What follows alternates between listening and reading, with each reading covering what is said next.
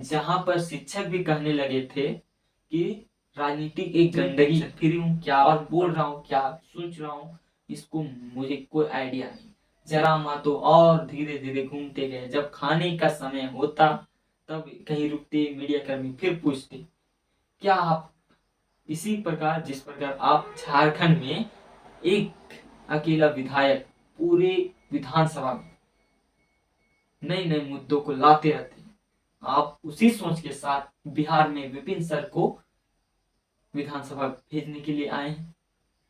वे कहें हाँ, हम जैसे आप जैसे पढ़े लिखे नौजवानों की जरूरत है इस राजनीति में। जहां पर शिक्षक भी कहने लगे थे कि राजनीति एक गंदगी है, और पर्सनली मैं भी फेस कर चुका हूँ।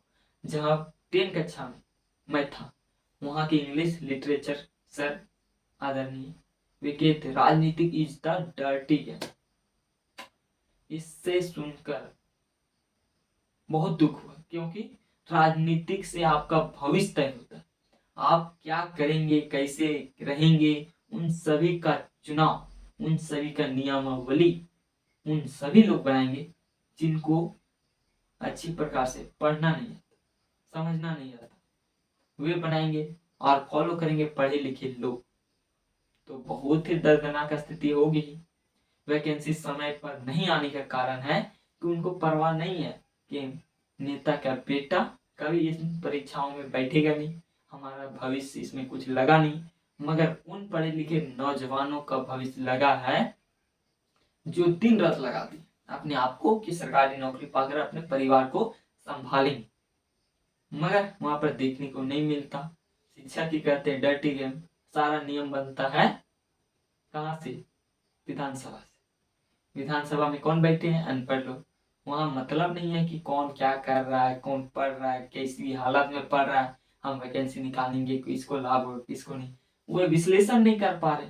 और पढ़े लिखे लोग वे परिस्थिति को समझते हैं, स्टूडेंट लाइफ में क्या क्या चैलेंजेस आते हैं, उन सभी को देखकर उनकी नियमावली बनाएंगे। उनके अंदर एक भावना रहेगी कि हाँ, ऐसी परिस्थितियों में बहुत मुश्किल होता है, क्योंकि अपने से भी वे झेल लिए होते हैं। मगर आप सोचते हैं कि राजनीति की डरती। जयराम मातो यही समझाने का बार बार प्रयास कर रहे थे, चाहे वे लाइब्रेरी में घुस घुस कर बता रहे हों या फिर अन्य क्षेत्रों में, चाहे पब्लिक एरिया में, पब्लिक डोमेन में, न्यूजों में, सारे जगह बता रहे थे राजनीतिक में अब ऐसा युग आ रहा है कि पढ़े लिखे लोग प्रवेश कर रहे हैं। और अभी तो शुरुआत है। अगर शुरुआत हो रहा है इसका मतलब हमारे लिए बहुत अच्छा है, क्योंकि जहां पर पढ़े लिखे लोग हमारी देश को आजादी दिलाए, उसके बाद सारे अनपढ़ घुसते गए अधिकतर, तो हमारा राजनीतिक बहुत पिछड़ता गया।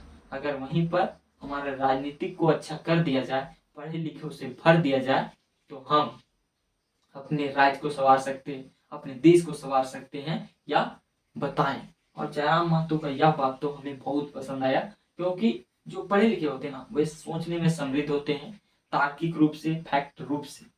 और जो थोड़ा सा पढ़े लिखे नहीं होते, वे उनके अंदर एक समझदारी होती है, मगर वे तार्किक रूप से, फैक्ट रूप से सोच नहीं पाते, और वे अपने ही घेरा में घिर जाते, जिसके बाद बाहर नहीं निकल पाते।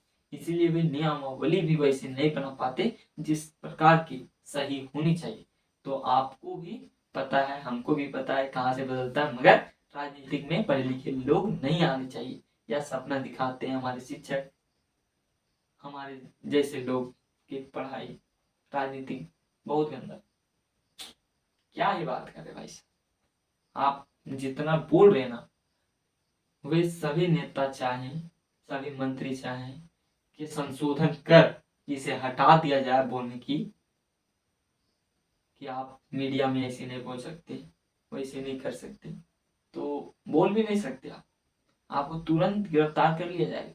नियमावली ऐसे चेंज कर सकते हैं, तो इतना अधिकार उनके पास है, तब भी आप कहते हैं राजनीति बहुत गंदा चीज है। आप जो नौकरी ले रहे हैं ना, वैकेंसी ले रहे हैं, और आप आंदोलन करते हैं किसके खिलाफ? सरकार के खिलाफ। आपने कहा कि राजनीतिक डर्टी गेम, आंदोलन भी कर रहे हैं सरकार के खिलाफ। जो अनपढ़ है उनके समझ, उनको परवाह नहीं पड़ता, और आप पढ़े लिखे हैं तो आप वहां पे जाना नहीं चाहते कि गंदगी है, तो गंदगी है तो कभी साफ करना पड़ेगा ना। साफ नहीं कीजिएगा तो लगातार बढ़ते रहेगा। तो अभी शुरुआत है। यही उद्देश्य रहा जयराम महतो का वहां जाके, और बिहार में तो उनका बहुत ही अलग सम्मान मिला, जो कि विपिन सर एक प्रत्याशी के तौर पर एक वर्तमान के मुखिया हैं मन्हार विधानसभा के अंतर्गत एक पंचायत के। तो वे निर्दलीय प्रत्याशी हैं इस बार के मन्हार विधानसभा के। तो उनके प्रचार में गए थे। या मैं जो बातें कर रहा हूँ इसमें टेंशन फ्री हूँ, क्या बोल रहा हूँ क्या सोच रहा हूँ इसको मुझे कोई आइडिया नहीं। बस जो मुंह में आ रहा है, जो हमें अच्छी लग रही, वह मैं बोलने का प्रयास कर रहा हूँ। और उनकी इंटरव्यू को देखा था, जो मन में बैठा है वही बोल रहा हूँ। अपने से थोड़ा मोड़ा ऐड किया था, जो कि अपने शिक्षक का नाम लिए कहूँ से कहीं से कौन क्या कहता है वो उसको ऐड किए थे। तो आपको कैसा लगा जरूर बताइएगा, और चैनल में नहीं है तो प्लीज लाइक एंड सब्सक्राइब।